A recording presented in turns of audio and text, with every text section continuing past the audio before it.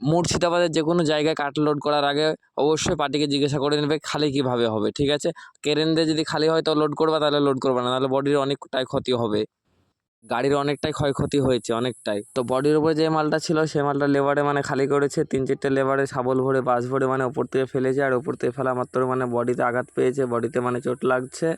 আর আমরা এই মালটা লোড করার পর 6 দিন চালান পেয়েছিলাম না, আর 6 দিন 7 দিন তো রাস্তায় আসতে লেগেছে, কেননা কাঠ বলে কথা, কাঠের মানে রাস্তায় অনেকটাই প্রবলেম হয়, অনেকটাই আসতে মানে অনেক কিছুই মানে ঝামেলার মধ্যে পড়তে হয়েছিল আমাদেরকে। আর মানে 12 দিন 13 দিন পরে যে গাড়িটা খালি হচ্ছে, তারপরেও যদি ভাড়া কম দেয় তাহলে মালিকের কি মাথা ঠিক থাকবে, তাই বলো? আর এই মালটা ক্রেনে লোড হয়েছিল, আর ক্রেন দিয়ে যদি খালি করতো তাহলে বডির ক্ষতি হতো না অতটা, মানে বডিটা মানে একটু টান দিলেই হয়ে যেত, কিন্তু মানে বডির ট্যাপসা টুপসি হয়ে গেছে অনেক জায়গাতেই। আমি প্রথমে বলেছিলাম রশিতে হবে না, রশি ছিঁড়ে চলে যাবে, তারপরে কথা শুনিনি। ট্রাক্টর নিয়ে চলে এসেছে কিন্তু রশি নিয়ে এসেছিল না, রশি আমি দিতে চাইনি। এবার আমি যদি রশি দিই আর মানে অবশ্যই রশিতে কোনো কাজ হবে না, রশি ছিঁড়ে যাবে, সেই জন্য আমি রশি দিইনি, সেই জন্য পার্টির সাথে ঝামেলা হয়েছে। তারপরে রশি কিনে আনছে, তাও মানে 1.5 কেজি রশি কিনে আনছে, দিয়ে খালি করছে। 1.5 কেজি রশিতে কি হয়?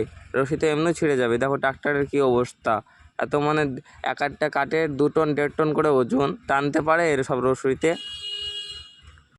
পাগল সাধ্যে পয়সা লাগে না অবস্থা। দেখো মানুষটা ট্রাক্টরে টানছে, এবার রশিটা দিয়ে ছিঁড়ে যায় তো মানে ও বাঁচবে, মানে মরে যাবে তো।